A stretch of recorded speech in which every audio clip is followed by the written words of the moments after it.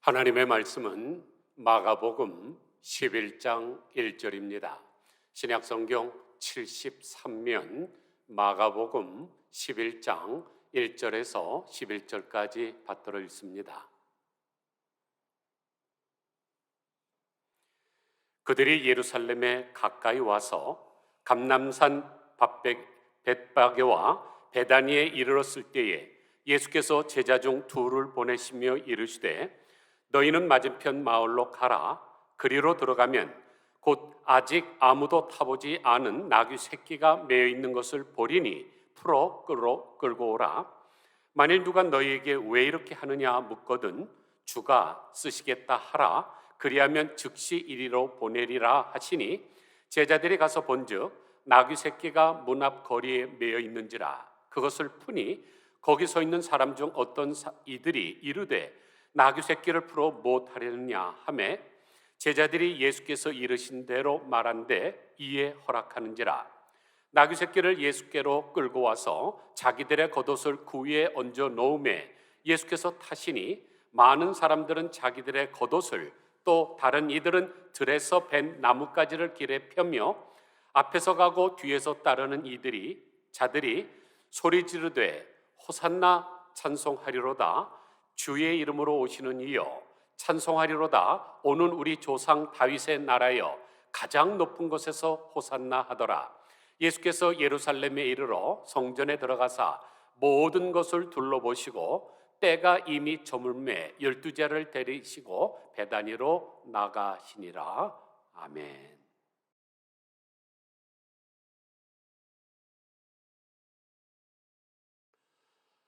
사람들은 대개 이런 아이를 뭐라고 부르나요?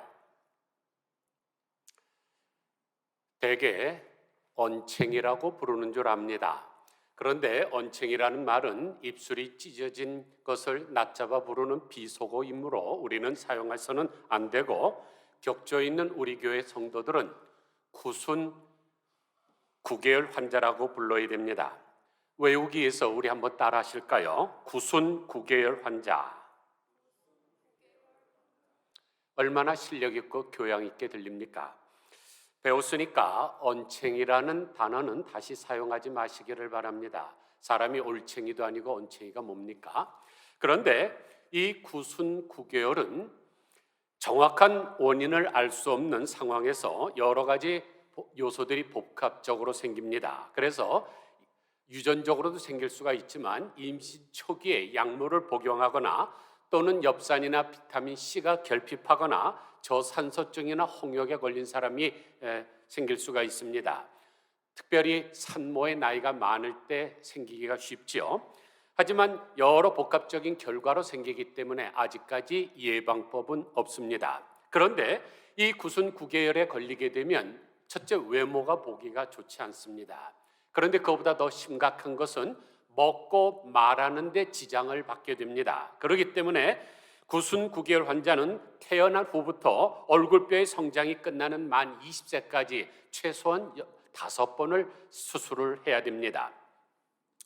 그런데 이런 사람은 또 어떻습니까? 세계적인 소프라노 가수인 조수미 씨인데 자기 마음대로 입을 크게 벌릴 수 있고 또 아름다운 목소리를 낼 수 있지 않습니까? 그러면 제가 왜 구순 구개열 환자와 세계적인 소프라노 가수를 비교할까요?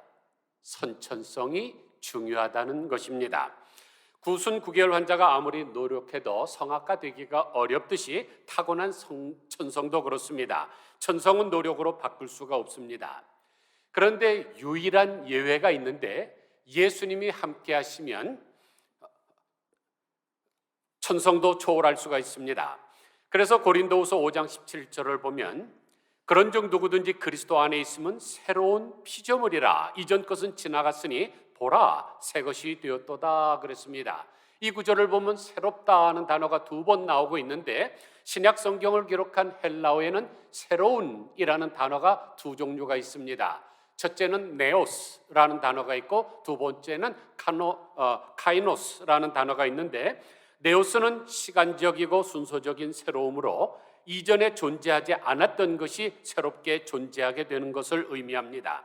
그러나 카이노스는 과거로부터 이미 존재했지만 아직 실현되지 못했던 것이 질적으로 완전히 새롭게 되는 것을 의미하는 단어입니다.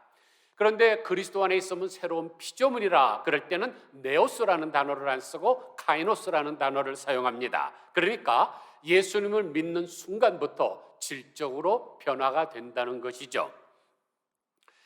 예수님께서 이 땅에 오셔서 하신 많은 기적들 가운데 최초의 기적이 무엇인가요? 가나의 혼인잔치에서 물로 포도주로 바꾼 것입니다. 즐거움이 넘쳐야 될 혼인잔치에 김 빠지게 포도주가 떨어졌습니다. 그래서 주인이 당황하고 있을 때 예수님께서 물로 포도주를 만들어 주심으로 단번에 모든 문제를 해결해 주시고 기쁨을 충만케 해 주셨습니다. 이게 바로 예수님이 이 땅에 오신 이유를 반영해 주는 것이죠. 이 세상은 문제가 너무나 많습니다. 그런데 예수님은 그 모든 문제를 단번에 해결해 주실 수 있는 것이고, 슬픔과 두려움에 가득 찬 세상에 예수님께서 기쁨으로 충만케 해주실 수 있는 것입니다. 그런데 우리가 잘 알듯이 이 물과 포도주는 화학 성분 자체가 다릅니다. 물은 산소 1개에 수소 2개가 결합되어 있어서 H2O라는 아주 단순한 구조이지만, 포도주는 물과 수소가 하나씩 결합되어 있고 여분의 산소가 남아도는 복잡한 구조를 가지고 있습니다. 근데 예수님은 그 구조 자체를 변화시킨 겁니다. 맛만 조금 변화시킨 게 아니죠. 완전히 그 내 안에 있는 DNA까지 변화시킨 것입니다. 그런데도 예수님께서 물로 포도주를 만드셨다 그러면 에이, 구라도 예술이네 하는 사람들이 많습니다. 그런 생각이 틀렸다는 것을 제가 단번에 증명드리죠. 여러분, 이 세상에서 가장 복잡한 구조를 가지고 있는 물질이 뭘까요? 제가 지금 물과 포도주만 얘기했는데 세상에 수억 개의 물질들이 있지 않습니까? 그 중에서 가장 복잡한 구조를 가진 물질은 제올라이트입니다. 자세히 한번 보세요. 아까 보여드렸던 물이나 포도주에 비해서 이 제올라이트는 얼마나 복잡합니까? 아주 그냥 너무너무 복잡합니다. 이 제올라이트는 촉매인데 플라스틱 원료 등을 생산하는 석유화학 공정에서 생산성에 결정적인 영향을 미치는 것이 촉매입니다. 왜냐하면 촉매가 화학 반응이 빠르게 일어나도록 하는 역할을 하기 때문입니다. 그래서 촉매로 사용되는 물질들이 여러 가지가 있지만 그 중에서 이 제올라이트가 최고입니다. 그래서 제올라이트를 촉매의 제왕이라고 부릅니다. 그런데 말입니다, 이 제올라이트를 사람이 합성을 했습니다. 우리 한국의 한국과학기술원, 즉 카이스트의 화학과 교수로 일하고 있는 유룡 박사와 나경수 박사가 이 꿈의 물질인 제올라이트를 합성하는 데 성공한 것입니다. 그리고 그 엄청난 연구 결과는 세계적인 학술지인 사이언스지에 발표가 돼서 인정을 받았습니다. 그렇다면 한번 생각을 해보세요. 세상에서 가장 복잡한 구조를 가지고 있는 물질을 인간이 합성을 했다. 그렇다면 하나님이 마음만 먹으면 뭐를 못하시겠습니까? 고린도전서 1장 25절을 보면 하나님의 어리석음이 인간의 지혜보다 더 지혜롭다고 하셨는데 말입니다. 심지어 하나님은 무에서 유를 창조했습니다. 인간의 과학이 아무리 발달해도 인간은 없는 물질을 만들어내지 못합니다. 있는 것을 가지고 다른 것을 합성하는 정도지요. 그런데 하나님은 아무것도 없는 데서 새로운 것을 만들어내시는 분입니다. 그러므로 물로 포도주를 만드는 것은 찬물 먹는 것보다도 쉬운 거죠, 하나님에게는. 그래서 우리 주님은 우리 인생의 신분과 운명까지도 바꾸실 수 있는 분입니다. 그런데 그런 분과 함께 계시면 어떻게 될까요? 하나님은 우리의 운명까지도 바꾸실 수 있는 분이니까 영광을 얻게 되겠죠? 당연한 일입니다. 오늘 본문이 그것을 증명해 주고 있습니다. 오늘은 예수님께서 십자가에 달려서 구속의 사역을 완성하기 위해서 마지막으로 예루살렘 성에 입성하신 날입니다. 그런데 나귀 새끼를 타시고 예루살렘 성에 들어가셨을 때 수많은 사람들이 종려나무 가지를 흔들면서 환영을 했기 때문에 종려주일 또는 호산나 주일이라고 부릅니다. 그런데 종려나무를 히브리어로 타마르라고 부릅니다. 왜냐하면 이 나무들 중에서 가장 높게 자라는 나무고, 그 다음에 그 잎사귀가 마치 부채살이 활짝 피는 것처럼 피는데 그 모습이 찬란한 빛의 광채의 형상이기 때문에 이 종려나무는 승리와 영광의 상징입니다. 그런 이유 때문에 사람들이 이 종려가지 나무를 흔든 것이죠. 그런데 종려주일은 두 가지 면에서 아주 중요한 의미를 갖고 있습니다. 첫 번째는 고난주간의 시작을 알리는 날이죠. 예수님의 예루살렘 입성은 고난과 죽음의 전주곡이었습니다. 예수님께서는 세상의 임금이 되어서 군림하기 위하여 권자로 나아간 것이 아니라 대속의 죽음을 죽으시기 위해서 골고다로 향해서 나아간 것입니다. 그러면 왜 하필 세상에 수많은 도시들이 있는데 왜 골고다로 가셨을까요? 이 골고다라는 단어는 길갈이라는 단어에서 유래를 했습니다. 길갈은 굴러가다는 뜻을 가진 히브리어 갈랄에서 유래를 했는데 그 갈랄이 갈굴타가 됐다가 골고다가 된 것입니다. 언어라는 것은 세월이 지나면서 조금씩 변화가 됩니다.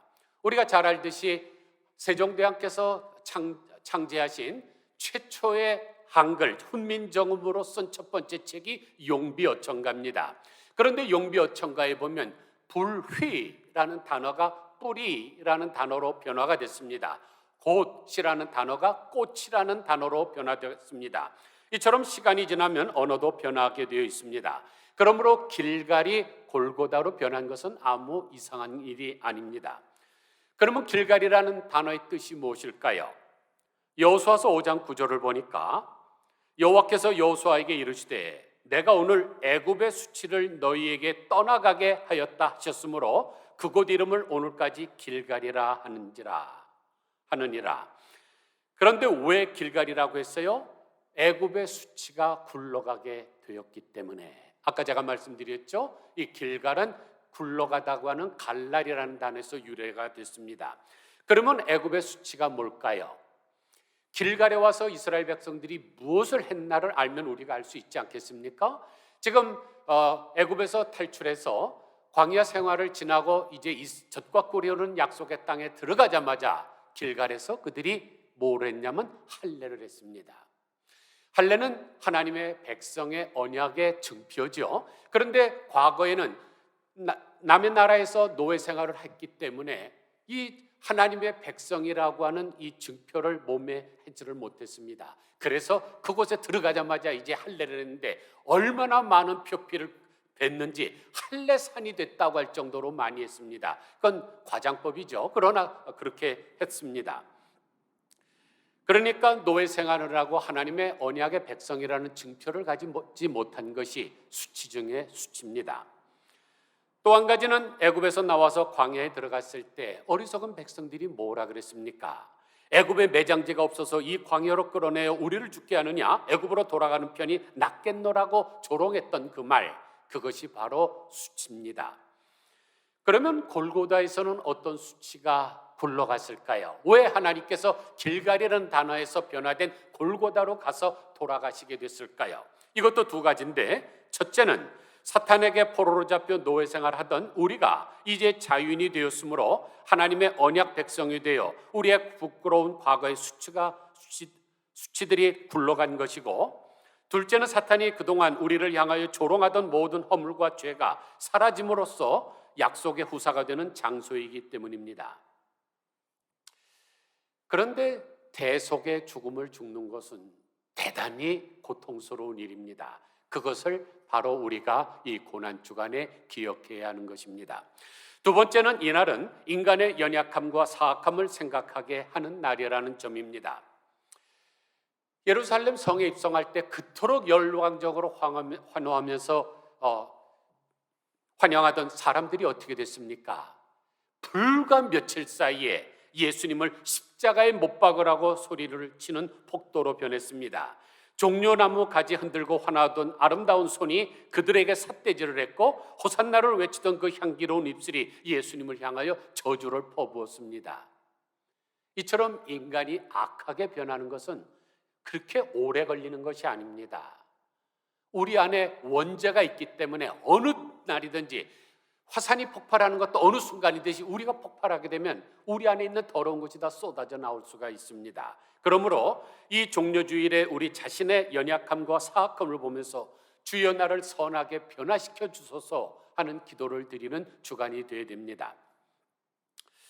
그런데 종려주일에 예루살렘 성에 입성하시는 주님의 모습은 참으로 초라했죠. 로마인의 이야기라는 책을 보면 로마의 개선 장군들의 입성하는 모습을 자세히 묘사하고 있는데, 개선 장군들은 화려하게 장식된 4마리의 백마가 끄는 마차를 타고 들어갑니다. 그러면 호위대가 옆에 둘러서고 또 로마의 신전으로 이어지는 가도를 따라서 시민들은 열광적인 환호를 보내며 그 뒤에 휘하의 군단 병력이 들어오고 수많은 전리품과 포로들이 들어올 때 대로마 제국의 자존심과 영광을 바라면서 온 시민들이 열광을 하는 것입니다. 그런데 예수님의 이 예루살렘 입성의 모습은 어떻습니까? 정말로 초라하고 보잘것없지요. 마치 시골 교회, 시골에 있는 초등학교 가장 행렬 같은 그런 모습입니다. 규모면에서도 그렇고 그 행렬에 참여한 사람들도 그렇습니다. 예수님을 지금 호위하는 사람들이 누굽니까? 12 제자들인데 새우젓 비린내 나는 어부들 아닙니까? 또 그들은 멋있는 복음을 찬 것이 아니라 지팽이를 짚고 터벅터벅 걸어가고 있습니다. 또 망토를 거칠 것이 아니라 누더기촌을 감았습니다. 거기에다가 예수님은 한술 더 떠서 나귀 새끼를 타고 가십니다. 개선장군들은 4마리의 백마를 타고 들어가는데 예수님은 조그만 한 번도 사람을 태워보지 않은 나귀 새끼를 타고 걸어가고 있습니다. 그런데 그 나귀에게는 그럴싸한 안장도 없고 장식품도 없습니다. 또 사람을 한 번도 태우는 훈련을 해본 적이 없기 때문에 뒤뚱뒤뚱 걷고 있습니다. 그래서 인간적으로 볼 때는 너무나 초라한 행렬이고 차라리 숨기고 싶지만은 사복음서 기자들은 이것을 부각해서 다 기록하고 있습니다. 왜냐하면 구약 성경의 예언을 성취하는 것이기 때문입니다. 스가랴서 9장 9절을 보니까 시온에 따라 크게 기뻐할지어다, 예루살렘에 따라 즐거이 부를지어다. 보라, 내 왕이 내게 임하시나니 그는 공의로우시며 구원을 베푸시며 겸손하여서 나귀를 타시나니 나귀의 작은 것 곧 나귀 새끼니라 그랬습니다. 그러면 이 나귀 새끼가 상징하는 바가 뭘까요? 초라함, 연약함, 겸손함이죠. 또 어떠한 면에서는 어리석음도 있습니다. 그래서 예전부터 당나귀 하면 어리석음의 대명사 아닙니까? 그러므로 때때로 하나님의 뜻이 이렇게 초라함 속에, 연약함 속에, 어리석음 속에 숨어 있을 수가 있습니다. 그러므로 우리가 정신을 차려 깨어 있지 않으면 우리가 그것을 놓칠 수밖에 없습니다. 우리 인간된 본능은 항상 화려하고 위대하고 거룩하고 이런 것들만 보는데 하나님의 역사는 나귀 새끼를 통해서 이루어지고 있기 때문에 우리의 영성이 깨어지지 못하면 놓칠 수가 있습니다. 그래서 가만히 보면 종려주일에 등장하는 이 나귀는 과거의 우리의 모습과 현재의 우리의 모습과 미래의 우리의 모습을 보여주고 있습니다.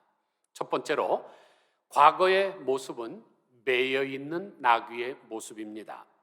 예수님께서는 벳바게와 베다니에 이르렀을 때 제자들을 맞은편 마을로 보내시면서 말씀하셨습니다.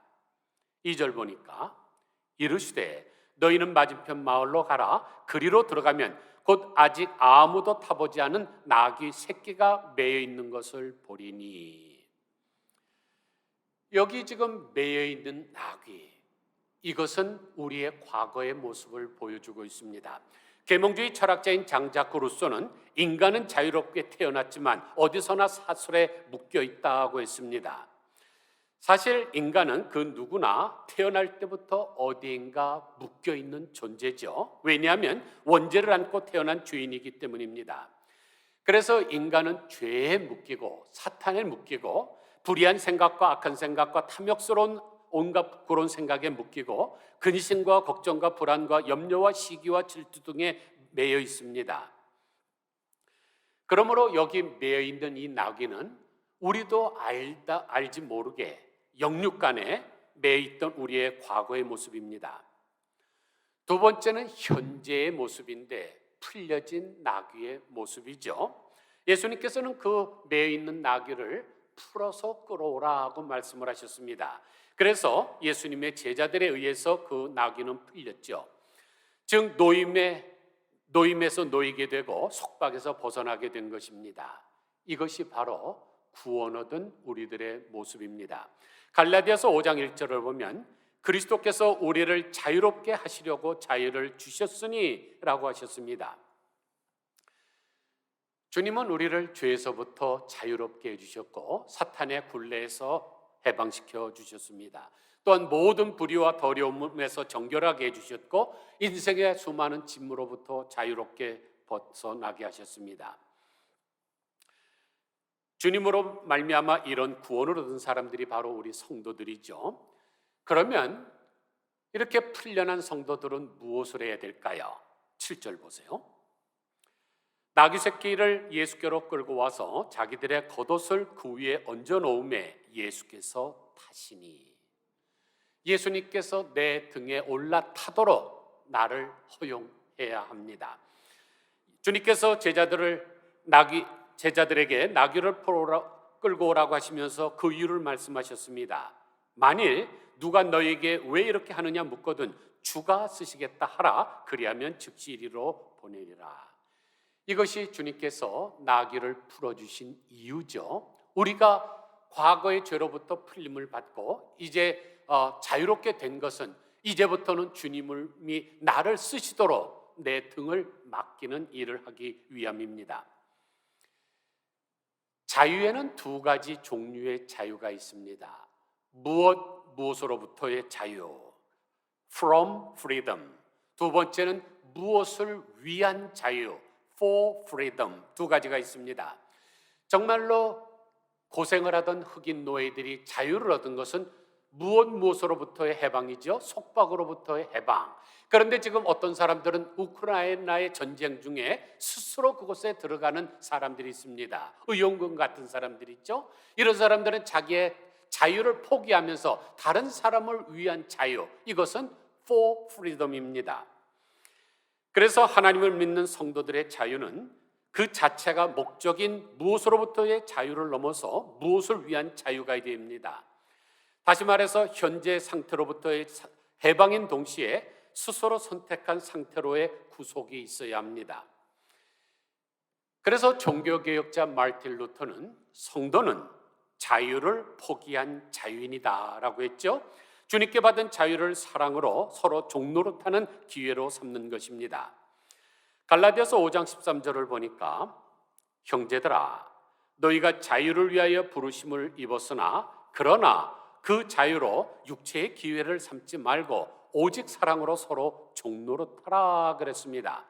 그러므로 우리는 주님으로부터 받은 이 자유를 이제는 다른 사람을 위하는 일에 써야 됩니다. 이것이 구원받은 성도들이 지향해야 될 모습입니다. 세 번째는 미래의 모습인데 어떤 모습일까요? 영광을 받는 모습이죠. 매있던 신분에서 풀리고 주님을 태우자 어떻게 됐습니까? 다시 말해서 과거와 현재를 지나 미래에 최종적으로 받은 것은 무엇일까요? 영광이죠.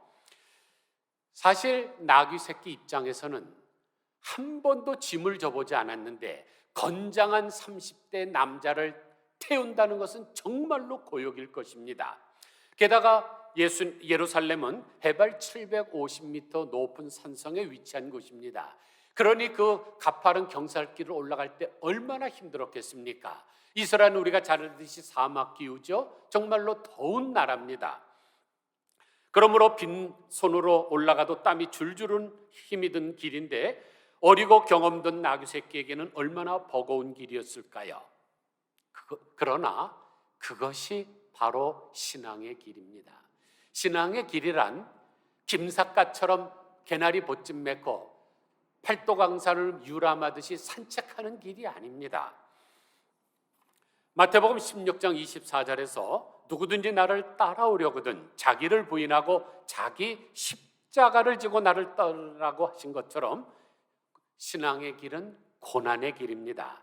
그래서 신앙의 길을 가리켜서 좁은 길, 좁은 문이라고 하지 않습니까? 하지만 이 일을 인해서 이 나귀 새끼는 어떻게 됐습니까? 원래 이 나귀 새끼는 이제부터는 짐을 지기 시작하다가 죽는 날까지 짐을 지다가 죽었어야 되지만은 예수님을 태우고 나니까 어떻게 됐습니까? 7절 보세요.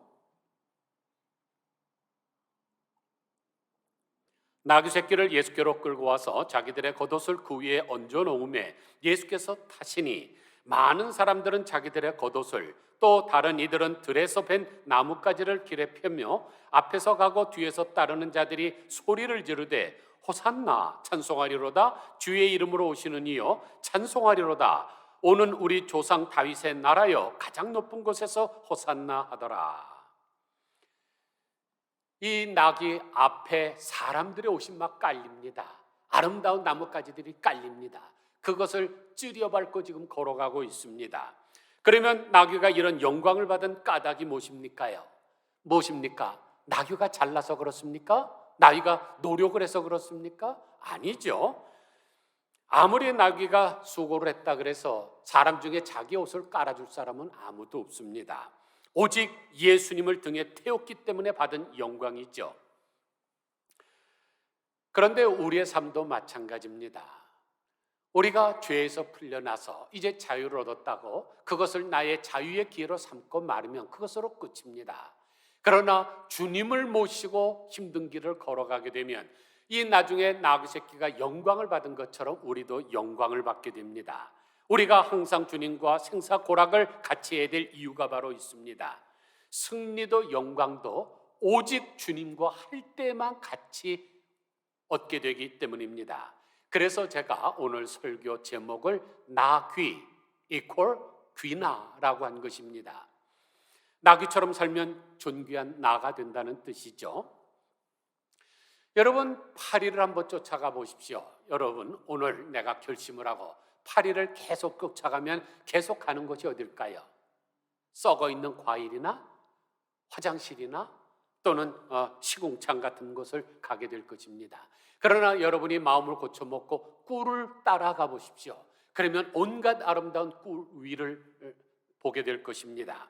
이처럼 사람은 누구와 함께 하느냐가 매우 중요합니다. 어떤 사람과 함께 하느냐에 따라서 그 사람의 운명이 결정되기 때문입니다. 맹모 삼천지교처럼 지혜로운 사람과 함께하면 나도 지혜로운 것이 되지만 어리석은 사람 따라가게 되면 결국 죄악에 빠지게 되고 기다리고 있는 것은 체포와 감옥 생활과 사형 언도뿐입니다.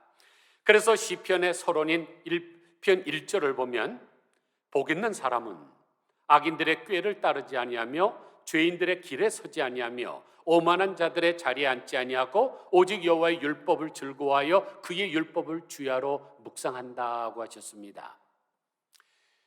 이것은 영적인 세계에서도 마찬가지입니다.